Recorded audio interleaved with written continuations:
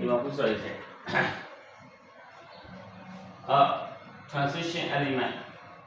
transition element ရဲ့အသက်အသွေးအသားဒါလေးပဲဟုတ်လားအဲ့တော့ဘာလို့ခေါ်လဲအာယုဘက်ကနေတော့အဓိပ္ပာယ်သတ်မှတ်ထားတဲ့ transition element ကိုအာယုဘက်ကနေဘာလို့လာလဲအဓိပ္ပာယ်သတ်မှတ်ထားဟုတ်အဲ့ဒါပြောရင်ဆရာတို့ဘုန်းကြီးရဟာလေးပြန်ဆက်မယ် transition element တွေဒီ group 1 group 2 ဒီမျိုးတွေမှာ group 1 group 2ဟုတ်လား group 2ပြီးရင်ဒီမှာ10ပြီးတော့ဒီမှာ10လုံးလာဟုတ်လားဟုတ်ဒီမှာ10လုံးလာပြီးရင်ဒီမှာ group 3 မဆုပ်ဘူးဒီတဲ့ဒီမှာဒီမှာ1 2 3 4 5 6တကွန်းတော့တော့မပြီးတော့9ဘက်6ဘက်ဒီနှစ်ခုကိုဆရာတို့ကဒီနှစ်ခုပေါ့ဒီဘက်ကကောင်းတဲ့ဒီဘက်ကကောင်းတဲ့ကိုဘာလို့ခေါ်လဲဆိုတော့ main periodic table လို့ခေါ်တယ်သူ့ကိုဆရာတို့က S block လို့ခေါ်တယ် S block ဒီကနေဒီစီကို P block လို့ခေါ်တယ် P block လို့ခေါ်တယ်ဒီကနေကို P block ဒါ P block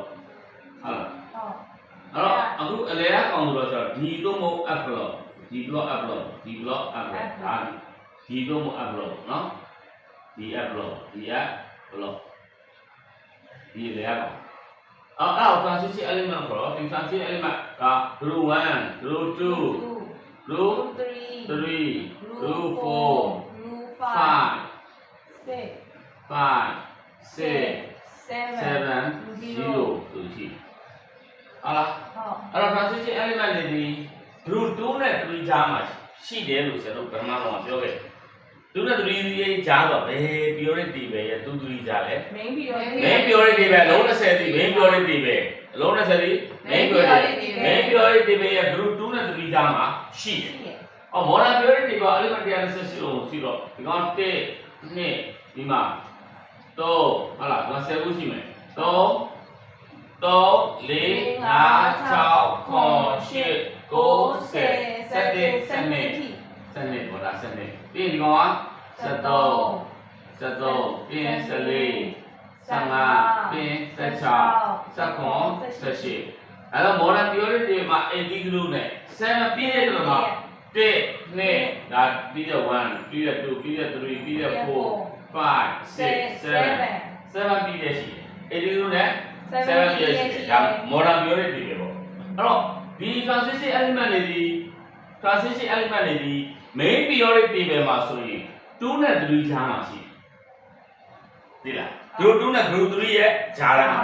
main periodic table ရဲ့ group 2နဲ့ group 3ရဲ့ကြားထဲမှာရှိတယ် modern periodic table တော့3ကနေ7နေရှိ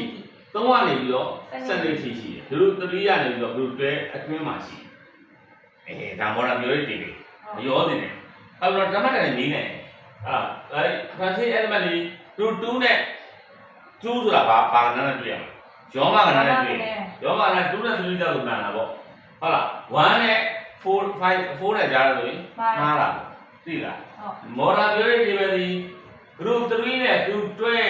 group 3နဲ့ group 2ကြားမှာရှိတယ်ယောမကဏ္ဍကြီးမှန်လားမှားတာပေါ့ယောမကဏ္ဍကဘာမှပဲသုံးတာလဲ main periodic table တွေမှာပဲသုံးတာ modern periodic table တော့မသုံးဘူးဟုတ်လား modern periodic table မှာ group နဲ့ခုရှိတယ် group 18ခုရှိတယ်အဲ့တော့အင်္ဂလိပ်ကပြီးတဲ့ကတော့main periodic table မှာ group 1 2 3 4 5 6 8 main periodic table မှာ group 8ခုပဲရှိတယ် group 8ခုပြီးတဲ့ကတော့1 2 3 4 4ခုပဲရှိတယ်ဟုတ်ပြီနော်ကြည့်ပြန်ကြည့်ပြီးတဲ့က4ခုပဲရှိမယ်ဟုတ်လားအဲ့တော့ဒီကြားထဲကဟာတွေကိုဆိုတော့ transition element ဒီနဲ့ဆုံးလို့ develop element ကိုခေါ်တယ်အဲ့ဒါမှရှိတဲ့ကောင်တွေအကုန်လုံး metal မင်းပြောလေးပါ metal တွေ metal ရဲ့ဘာလဲဆုံးလဲရန်ဆုံးလဲ lithium sodium potassium magnesium magnesium calcium ဟုတ်လားဒီ P block က P နဲ့ဆုံးလို့ဆိုတော့ P block ကိုခေါ်တာအကုန်လုံးရေးလိုက် electronic switch ရေးလိုက်တဲ့အခါမှာ P နဲ့ဆုံးတော့ P block ကိုခေါ်တယ်ဒါဆို F block မှာရှိတဲ့ကောင်အကုန်လုံးမှာပါလိမ့်မယ် metal တွေ P block ကကျကောင်တွေကနာမည်တွေသိလား ဟုတ်ကဲ့ အဲ့ဒါ location နဲ့ပြတာupload s location st နေရာမှာရှိတဲ့ကောင်တွေရမဲ့တယ် p နေရာမှာရှိတဲ့ကောင်တွေနားမဲ့တယ် နာမည်တယ် transition element ကျတော့သူကဆရာပြောမယ်ဒီမှာဘယ်နှခုရှိလဲ SCTI BCR MFP COA BK ပေါ်ပါစေဆယ်လုံး ဒီနဲ့ BK ပေါ်ပါစေဘယ်နှလုံးလဲဆယ်လုံး ဘယ်လုံး ဘယ်နှလုံးလဲဆယ်လုံးအဲ့ဆယ်လုံးနေမယ် SCTI BCR MFP COA BK ပေါ်ပါစေ ပေါ်ပါစေအဲ့ဆယ်လုံးကိုဆယ်လုံးမရှိနဲ့ဆယ်လုံးဒါတည်းအဲ့မှာဘယ်နှလုံးလဲဆယ်လုံးအဲ့ကောင်လေးဆယ်လုံးအဲ့ကောင်လေးရေးလိုက်တဲ့အခါမှာဘာနဲ့ဆုံးနေဆိုဒီနဲ့ဆုံးတယ်သိလားဒီနဲ့ဆုံးတော့ဘာဘလော့ element ဒီဘော element တော့သူ့ကိုဆုံးတဲ့အခါမှာဒီရိုးဒီမဟုတ်ဘူးဟုတ်လား 3D မှာဆုံးတယ်ဟိုကစုပြီးတော့ပါလား 3D အဲ့တော့သူ့ကိုကျတော့ 3D transition element လို့ခေါ်တယ် 3D transition transition element 3D transition element အဲ့ transition element ကိုဘယ်လိုသတ်မှတ်လဲဆိုတော့ပြတယ်သူကဒီကြနော်အရေးကြီးတယ်ဒါလေးအရေးကြီးဒီ definition တွေကျတော့မရမကကျဲဆိုပြီးရေးတာမရမကောက်ကျက်တာ ရမကကျက် yeah မရမကကျက်ဒီအခုမေးတယ်မရမကကျက်မရမကကျက်အဲ့တော့ မရမကောက်ကျက် အောက်ဘက်ကအဓိပ္ပာယ်တမ်းတယ် definition for the plan ဒါလည်းအဲ့တော့အောက်ဘက်ဟိုအဲ့ဘက်တော့ကြောက်တာ International Union of Pure and Applied Chemistry ဟာသိတယ် သိတယ်လေဘာတင်လား ဆရာတင်တာလေ ထိုးတော့မယ်ချက်ပါအေး ဟုတ်တယ်အော်ဟုတ်တယ်ဒီမှာတကယ်ပါ ဟိုဆရာတတိနဲ့ချက်ပါ1သိခါလည်းကြောက်ပါဟဲ့ လူစားမတယ်ကိန်း မာနငယ်ကိုဆရာကမှဆွတ်มาလားအမေသမီးဆရာနဲ့မာလာလို့ပြီးပြောမယ်ဘာရော ဒီမှာအဲ့တော့အလဘကအဓိပ္ပာယ်တမန်လေ transition element ဆိုတာ material ပေါ့ material ကိုသားလို့ transition element ဒါပေမဲ့သူဒီ upload material မတူတာ upload material ရန်နေဆုံးသူရန်နေဆုံးမှာဆုံးမှာဟုတ်ပြီနော်transition element ဆိုတာ as an element dressing ဖြစ်တယ် dressing ဖြစ်တယ် dressing နဲ့အဲ့ material dressing ဖြစ်တဲ့ဒါသူတော့မှမူလက်သိတာပေါ့ who's at that အဲ့ဒီ at that မှာ hat ရှိရမယ် partially phase dissection လာလိုက်တဲ့စကားလုံး partially phase dissection တော့မ orbital ပေါ့ ဟုတ်တယ် ဟာ orbital လူကြီးမှပုံတဲ့စောင်းတော့မှာစာပါဖို့ရင်ဘုတော့လည်းစာမှ partially phase partially ဆိုပါလေ ဒီစိတ်တမိုင်းပါ ဘိုင်းကစားအဲ့ဒါချက်ပလာဘယ်တော့မှသင်ရ ဝမ်းပါပါpartially positive နဲ့ partially negative ဟုတ်တယ်ဟုတ်တယ် partially positive positive ပေါ့ကဲ့အဲ့ဒါ deflect တယ်မိုင်းနဲ့အဲ့မှာ partially ဆိုတဲ့စကားပြောလို့ရှိရင်ဒီဘိုင်းကစားပဲပိုင်ဆိုင်သွားတာ ဟုတ်ကဲ့ဟုတ်ကဲ့ သိလားဟုတ်ပြီနော်အဲ့တော့ partially phase dissection မှာဒီဘိုင်းကစားပဲဖြစ်ရမယ်ဟာ dissection အပြည့်ဒီဘယ်လောက်လဲတန်းဆိုရင်သူက transition element မှန်တယ်မပါဘူးလေဟာ 5မှာပါ ကျန်ဟမ် 5ဆိုပါ ဒီလိုခဏတော့ transition element ထဲမှာတပိုင်းစားရဖြစ်ဒီမှာအပြည့်ဖြစ်ရင် transition element မဟုတ်ဘူးသိလားဟုတ် ဒီမှာအပြည့်ပိုင်း transition element မှာမပါဝင်ဘူး transition element ကိုလည်းတူတော့မရှိတော့ဘူးဟုတ် ဒီမှာအပြည့်ဖြစ်လို့မရဘူးလေတပိုင်းစားရဖြစ်ရအဲ့ကောင်လေးက weight can get ပေးနိုင်ရမယ် right to get ion ဟာလေဓာတ်ကို ion ဖြတ်သူများကို material သူများကိုပေးဖို့စဉ်းစားနေတာဒီလိုခေတော့ကြောင်ကြောင်ဘာလို့စဉ်းစားပေးဖို့စဉ်းစားဆုံးဖို့စဉ်းစားဒီသူကပြေးဝိုင်းပေးလို့မရတော့ပြေးဝိုင်း straight ပဲဖြစ်သွားတယ်သူများကိုပေးဖို့လည်းမစဉ်းစားဘူးယူဖို့လည်းမစဉ်းစားဘူးသိလား30 set လုံးအပြည့်ဖြစ်သွားရင်မပေးတော့သူပေးလို့ပေးရတယ်သူကဒီဘိုင်းတက်ဖြစ်ပြီးတော့သူဒီပေးနိုင်ရဘာလေးလဲကအိုင်းရော weight incomplete dissection မှာ incomplete ပြည့်နေလို့မရဘူးမပြည့်ရဘူးလာနေစကြလို့ဒါဆိုရင်ဆရာတို့ကဒီနဲ့ပတ်သက်ရင်တစ်လုံး D2 D3 4 5 6 7 8 9 T ကို transition element မှာပါပါတယ် transition element 10လုံးပြည့်လို့မရဘူးအပြည့်ပြည့်လို့မရဘူးတွေးဘာတွေးဒီဘာတွေးပြောဘေးစားကြီးဘာတွေးလားအေးအဲ့ကျွန်တော်လည်းမြင်လားတန်းလည်းငြိမ်သွားပြီမြင်တော့လည်းတူးကြောင်လည်းလူကြည့်နေပြီဆိုရင်ကျင်းစင်နေကောင်းတော့မှတခြားအောင်လည်းတွေးနေပြီဒါအောင်တွေးနေပြီတခုခုတွေးနေပြီဘေးစားကြီးမေးလိုက်အခုချိန်မှာကိုယ်လည်းမေးလိုက်အဲ့တော့အဲ့ဘက်ကဘာလို့လဲအခုလည်းစမှာနော်အခုမှစတင်တာအခုမှစပဲ transition element ဒီမှာပြည့်လို့ရလားမရပါဘူးဒီမှာပြည့်လို့မရဘူး သိလားလို့ အတရားလေးတိုင်ထွက်ပြီးတယ် ဒီမှာပြလို့မရဘူးဒီမှာမပြမလို့ partially play discussion ပြမယ်တကယ်လည်း incomplete discussion ပြမယ် partially play discussion ပြမယ် incomplete ပြမယ်ဘာအိုင်းကိုပြရမယ်ကအိုင်းကိုပြရမယ်ကိုဒီဘာလို့ပဲစဉ်းစားလို့စွန့်ဖို့ပဲစဉ်းစားဟုတ်စွန့်ဖို့စဉ်းစားတဲ့အခါမှာတို့သိရမှာသူဒီတစ်လုံးနဲ့စွန့်နိုင်တယ်နှလုံးနဲ့စွန့်နိုင်တယ်သုံးလုံးနဲ့စွန့်နိုင်တယ်လေးလုံးနဲ့စွန့်ငါးလုံး၆ခု9လုံး10ကိုလုံးဖြစ်စွန့်နိုင်တယ်ဟုတ်ဒီကသူများပေးဖို့တဲ့စဉ်းစားဘယ်တည်းပေးဖို့စဉ်းစားလိမ့်စားချက်ပလာဘာမှတင်ခဲ့တယ်ပေးမယ်စွန့်ဖို့အတွက်တဲ့စွန့်ဖို့အတွက်ပဲဟုတ်ပြီနော်အဲ့တော့ပေးမယ်လို့ဒါကျင်းတယ်သူ့မှာအာယုံဆိုလဲတမျိုးနဲ့တတ်မှတ်လို့ရလားလို့မရဘူးအဲ့တော့ကိုင်းလို့မယ်ဒါပေမဲ့ဟိုမဟုတ်1 plus ပဲရှိလို့ပြောလို့ရလားမရဘူးဒီမှာတော့နေဒီမှာဒီဆိုဖို့ဒီ3ရန်2.8 2.1 sodium 2.8.1 potassium 2.8.8.1သူဘယ်နှလုံးပဲဆွမ်းတာတစ်လုံးပဲဆွမ်းလို့သူကအဲ့ဒီဒီဆိုဖို့သူပလက်1သူကျွန်တော်ငယ်လေးနဲ့တင်ရတယ်ဒေတာလာတယ်အခုအောက်ဆီဂျင်နဲ့မှာပလက်1ဘာသူတစ်လုံးပဲဆွမ်းတာသိလားဟုတ်ဒါမှကျွန်တော်ဒီမှာသူကအတိအကျရှိတယ်ဒီဆိုဖို့ပလက်1နားဒီဘယ်လိုဆိုတစ်လုံးပဲဒီမှာပဲပလက်2ပလက်နှလုံးပဲဆွမ်းတယ်ဒီတော့ဒီမှာရှိတဲ့ကောင်တွေကအများကြီးဆွမ်းတယ်တစ်လုံးဆိုတဲ့တစ်လုံးမိုင်းတော့တွေ့သူပေါင်းလို့ရတယ်ပလက်1နေနဲ့ပေါင်းမယ်မိုင်းတော့တွေ့ပလက်2နေနဲ့သွားပေါင်းလို့ရတယ်မိုင်းတော့တွေ့ပလက်3နေနဲ့သွားပေါင်းလို့ရတယ်အမျိုးမျိုးသော oxidation number တွေရှိတယ်ကိုလုံးထိပေါင်းလို့ရတယ်ရဲ့အမျိုးမျိုးသော oxidation number တွေရှိတယ်ဒါကြောင့်မို့ transition element တွေကအယောင်တွေလည်းအမျိုးမျိုးပြောင်းတယ်သိလားဂုဏ်တက်သိလည်းအမျိုးမျိုးပြောင်းတယ်ဒါလေးကိုဥပဒေဆက်ဒါလေးကိုပြောနေလေးဆောက်သွားတာ transition element တွေဒီဟုတ်လားသူဒီမှာသွားပြည့်လို့မရပြည့်သွားပြီ transition element မဟုတ်တော့ဒါဆိုရင်ကျန်နေပြန်ဒီထဲမှာ Z အန်ဒီမှာ10လုံးမဟုတ်လားဟုတ်ပါတယ် transition element ဆိုတဲ့ဒီ block ထဲမှာပါလားပါဘူးလားပါတယ်ဒီမှာလေးပါလေးကြည့်မင်းမလုံးအောင်ကြာကြည့်လေပါလားပါဘူးလားပါတော့ပါပြီဒါပါတယ်10လုံးပြည့်သွားတာဆရာမေးတာဒီ block ထဲမှာပါလားလို့မေးတာပါတယ်လုံးနဲ့အင်ကြီးမကျက်နဲ့သိလားဒီ block မှာပါလားပါဘူးလားပါတယ်ဒီ block မှာပါတာပေါ့သိလားဟုတ်ပါတယ်ဟုတ်ပြီ transition element ကိုတက်မှတ်လို့ရမရပါဘူးဒါလေးကိုသိစေချင်တာဆရာဒီဘရမပါဘူးလို့မဟုတ်ဒီဘရမပါတယ် transition element မရတာ transition element ကလည်းပါတယ်သူက transition element ကိုလည်းဒီမရှိရတဲ့ transition element တက်မှတ်လို့မရဘူးအဲ့ဒါကိုပြောတာဗျာဒါဆိုမျိုးစောင်းမှမိပြီအမှန်တော့ဒီဘောအဲ့ကောင်လေး transition element ဖြစ်ပါသလားဘာကြောင့်လဲလို့မေးလိုက်ဒီ transition ဖြစ်လို့ဒီတော့ chapter 6က chapter 1နဲ့6နဲ့ကသူကcritical thinking မေးခွန်းလို့ပြီးတာဒီစက်မှာဆရာအခုသင်မယ်အခြေခံကောင်းအောင်သင်မယ်ဒီစာအခုအစရဒီစာပြောပြမယ်အဲ့တော့ကြိုက်တဲ့မေးခွန်းကိုဖြေနိုင်ကြတယ်အာမခံသိလားဟုတ်အဲ့တော့ချက်တင်တာတော့ကြာဒါဒီများမှာကြာအဲ့ဆရာအခုပြော transition element ဆိုတာအဲ့တော့ 3D transition element ရှိတယ် 3D CD 3D transition 4D 5D ဂျားရဒီ transition element ကိုခေါ်တာ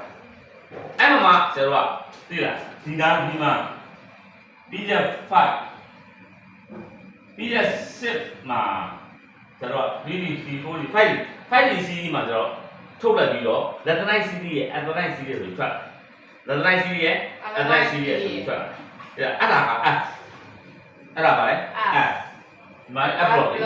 ဘောပလားဟုတ် Latinite CD Adenine CD အဲ့ Latinite CD ရဲ့ဒီကြောင်တော့စောက်ဖို့မနှမ်းတဲ့ဘလူးကလှန်ခိုင်းလို့လေနားထောင်လို့ပြောနေတယ်နားထောင်မှာမှန်မယ်ဘုရားဘိုးတော်နမLatinite CD ရဲ့ Adenine CD ရဲ့Latinite CD ရဲ့ Adenine CD ရဲ့ဘာလို့ခေါ်လဲဆို inner transition element လို့ခေါ်တယ်။ဘာလဲ inner transition element ဒါတော့ဒါက 3D CD ဟုတ်ဒါကဘယ်လိုရှိလဲ 3D နဲ့ဆုံးလို့ 3D CD transition element မှာ 3D CD ပြီးရင် 4D CD ပြီးရင် 5D CD ဒါ 3D CD 4D CD 5D CDသူ့အောက်မှာလာသေးတယ် Latinite CD Adenine CD Latinite CD Adenine CD တော့ 3D series 3D series 4D series 4D series 5D series 5D series ညဆိုပစတဲ့ 3D series 4D series 5D series လက်တိုင်း series အတိုင်း series the night series and the night series တော့ 3D series 4D series 5D series လက်တိုင်း series အတိုင်း series 3D series 4D series 5D series the night series and the night series အဲ့ဒီ transition element ဒါဒီနှစ်ခုကိုကျတော့ inner transition element ခေါ်တယ်လက်တိုင်း series နဲ့အတိုင်း series ကိုပါလဲ inner transition element ဒါပေမဲ့အခုဆက်တော့ 3D series 4D series 5D series မှာဘယ်ကောင်ကိုသင်ရမှာလဲ 3D series 3D series ကိုသင်အဲ့တော့ကျတော့ transition element ဒါတွေရှိtransition element တွေအဲ့ဒီမှာဆက်တော့ပထမဆုံးစတင်ရတဲ့ transition element လို့သူ့ကိုဆက်တော့ first transition element ကိုဗါလဲ first transition element စီးတဲ့အတွက်ဘယ်တော့ပါစီး3D series ပြီး 4D series 5D series ဒီလားဒါမှစီးတဲ့ပြောရလား transition element နဲ့ပြောတော့ပထမဆုံးမဟုတ်လား ဟုတ်ပါ first transition element ပြီးတော့ second transition element ပြီး third transition element ဒီလား ဟုတ်ပါ 5 years second အဲ့တော့ first transition element လို့ပြောရင်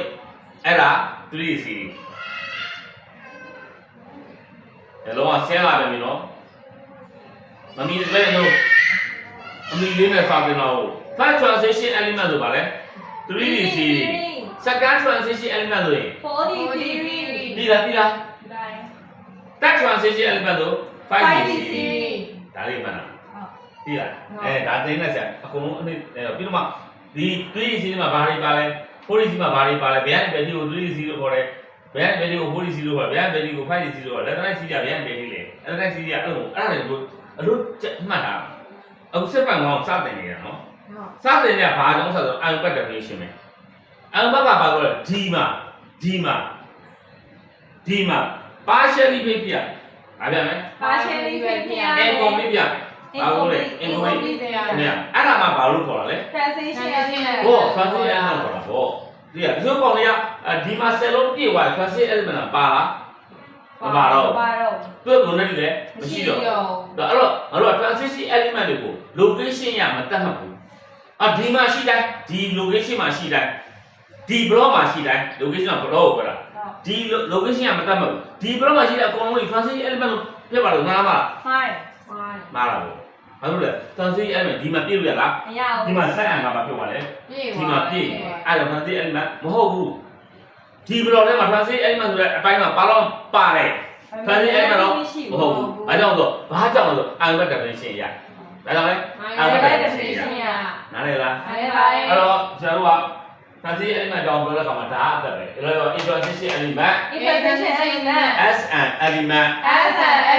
whose at the head partially ဖြစ်ဒီချက်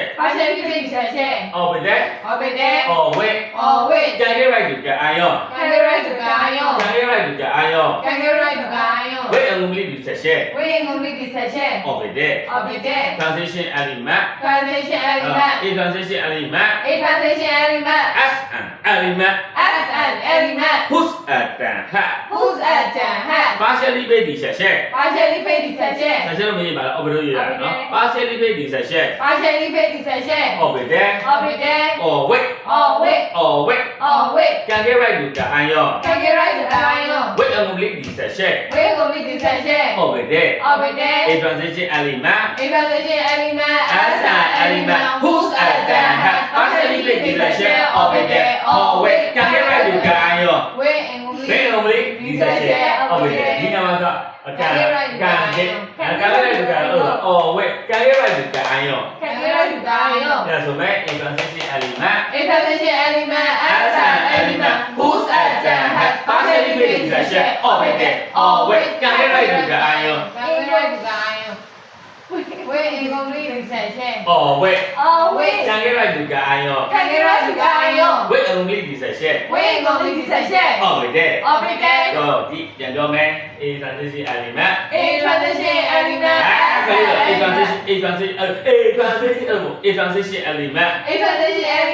as an element whose at the head partially dissection of the or with can get right to get ion with a complete dissection ဆိုတဲ့လို့ ဒီလားစာဆိုတဲ့အခါမှာစာရတာမရဘူးအဲ့လိုသူလေ a transition element is an element whose at the head ဘာမှစာမရဘူးအပြတ်တောင်မှုနယ်လေးနဲ့ဆိုတတ် ဒီ rubber တွေလည်းဆိုတာသိလား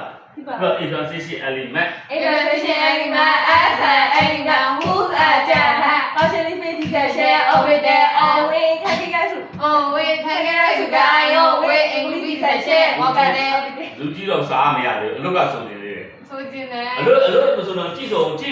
ရထားတိုင်းကြဆိုတော့သွားမယ်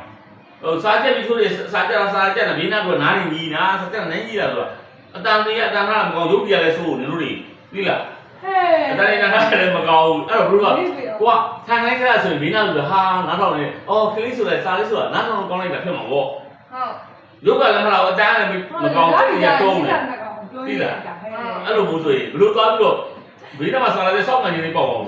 ဆရာတို့ဆိုစားကြတယ်ဒီမှာဟာတာလည်းအတန်လေးပါလားရှင်းစုကောင်းလည်းကောင်းခဲ့တယ်လေ as an element အဲ့ဒါကြီးအဲ့ဒါကျင်းနေလို့နေတာကျင်းနေလို့နေတာအဲ့တော့ဒီတော့ transition element transition element as an element whose agent has partially dissection of the always category to guide with only dissection object with only dissection of the ပြရဒါတော့ transition element transition element as an element whose agent has partially dissection of the always category to guide အော်မှာကပြောလို့ချစ်တူလေးရဲ့ပြောဆိုတာပြောအဲ့ဒါအစားပြန်လာ transition element as an element whose agent has partially dissection of the always category to guide with only dissection of the transition element transition element as an လောက transition element transition element as an element as an element whose agent has whose agent has partially dissection partially dissection of the object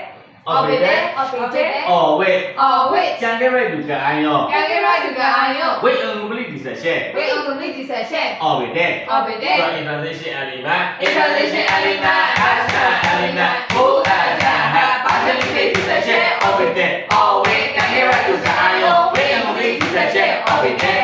အဲ့တော့မှာ transition element transition element as an element whose agent has partially dissection of the always category to guide with only dissection of the ရမလား right ဆိုကြ A transition element as an element whose agent has partially dissection object always category to the ion with complete dissection object ဟုတ်ရပါမယ်နော်တရား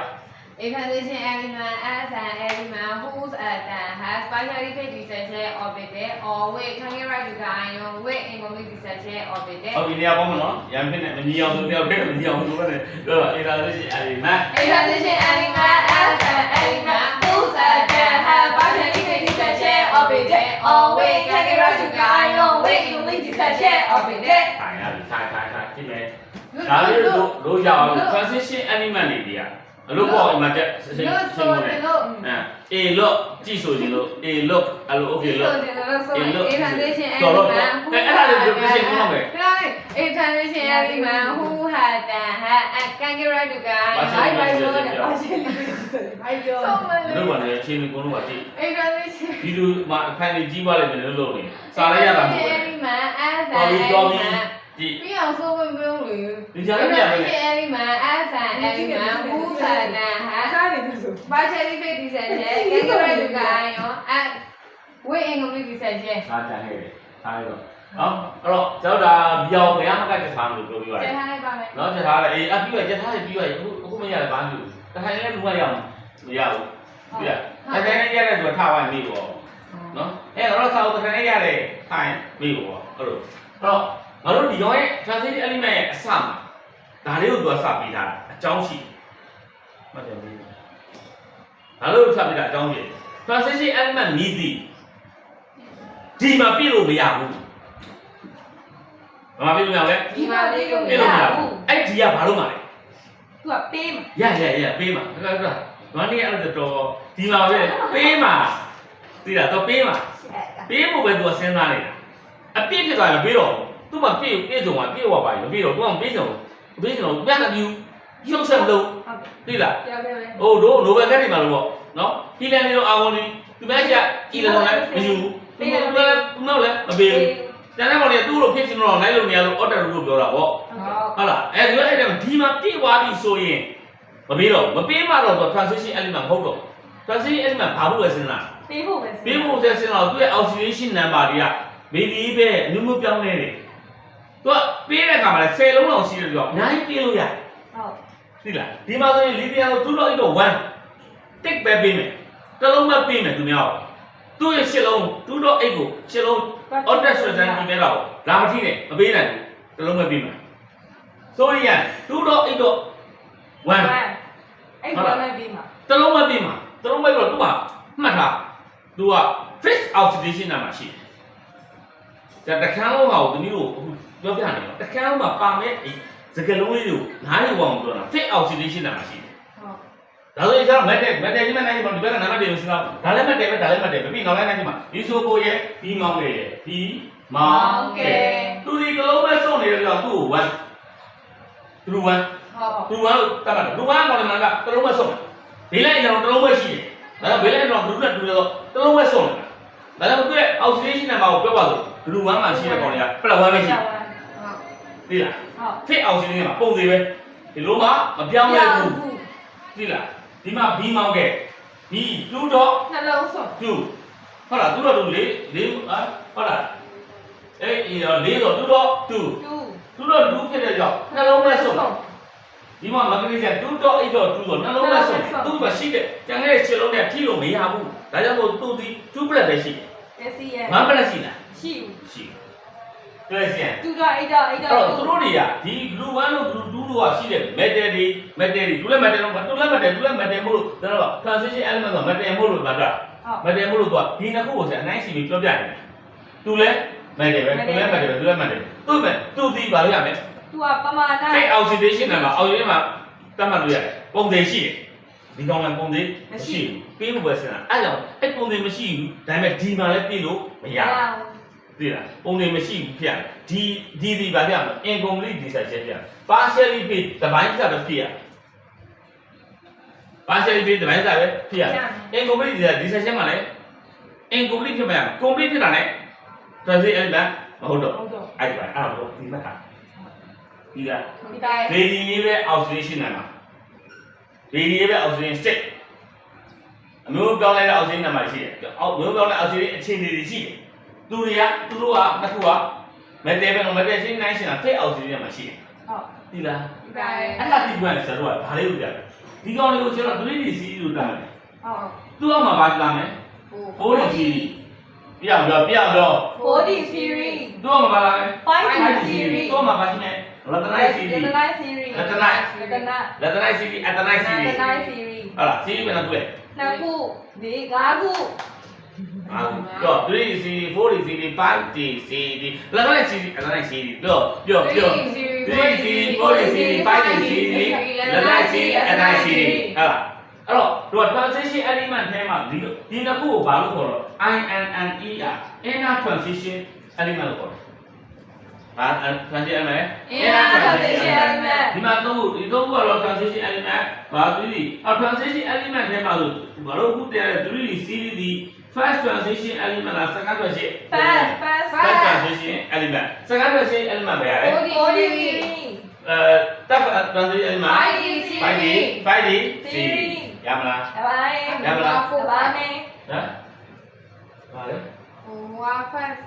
transition element က4 5ဒါ inner transition element တော့တော့အဲ့တော့ဒီတော့ဟို FD ဒီကောင် T 3D 4D 5ဒါ FD အဲ့လိုဟာဒီလား ဒီပိုင်း 3D series first series first series 40 ဆို second series ဆိုရင် 4D series third series ဆိုရင် 5D series အဲ့လိုတွဲမှတ်တာ 3D transition element 4D transition element အဲ့ဒီပြန်လဲ 3D series 4D series 5D series အဲ့တော့ first series ဆိုရင် first transition element ဆိုရင် 3D series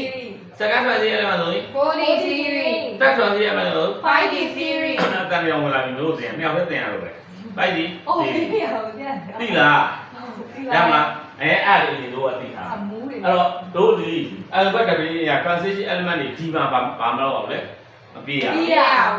incomplete incomplete သိရ ပြရသိတာလို့ သိတယ်ပါ ဟုတ်ပြီကူးတာရှိလား ဘုမ သိတယ် ဒီကူ โอเค